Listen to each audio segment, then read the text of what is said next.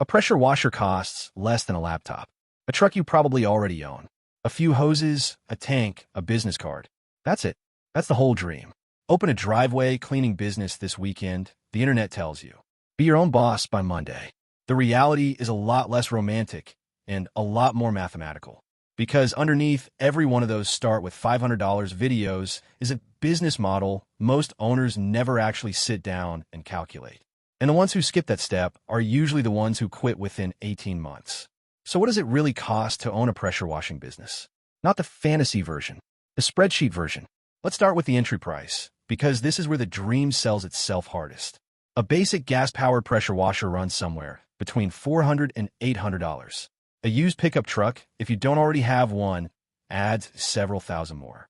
Surface cleaners, hoses, chemicals, a water tank, if you're not hooking up to a client spigot, call in another $500 to $1,500.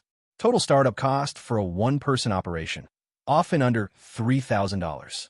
Compare that to a restaurant, where startup costs can run into six figures before a single plate is served.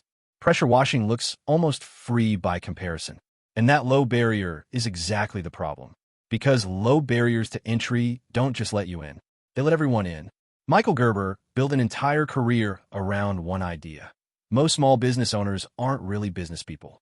They're technicians who got tired of working for someone else and assumed skill equals business ability.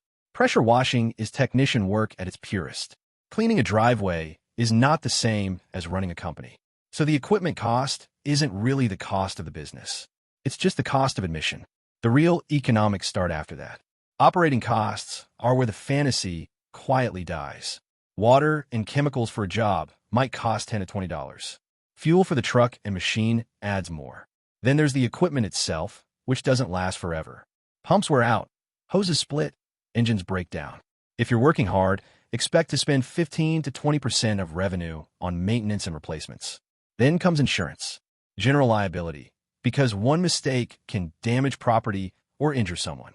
Commercial auto insurance, since personal policies often won't cover business use. And in some areas, you may need a contractor's license too. Add it all up, and a $3,000 startup becomes a $5,000 first year. And that's before you've paid yourself anything. But here's the number that actually matters. Not the cost to start, but the cost to sustain. Because a pressure washing business doesn't sell products. It sells your time. And there are only so many hours in a day you can physically work.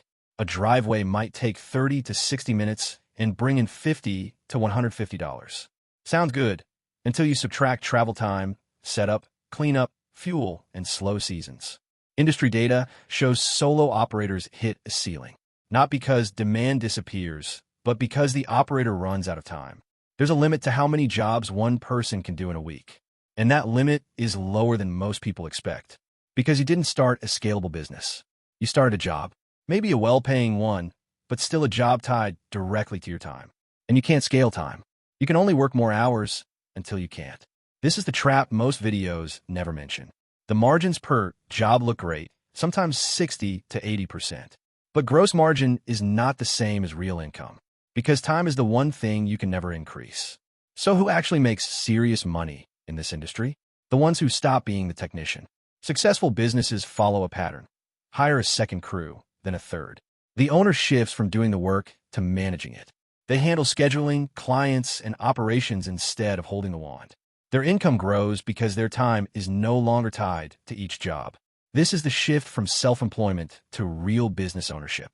It happens the moment you stop being the main worker. Before that, you don't own a company. You own a job. But scaling costs money before it makes money. A second crew means another truck, more equipment, and payroll. It means workers' comp insurance and scheduling complexity. And margins shrink when you're paying employees and fixing their mistakes. This is where many businesses stall.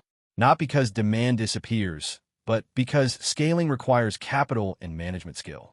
And most people never plan for that. So who wins? The ones who treat it like a business from day one. They track cost per job, not just revenue. They build recurring contracts instead of chasing one-time clients. They work with commercial clients, property managers, and HOAs.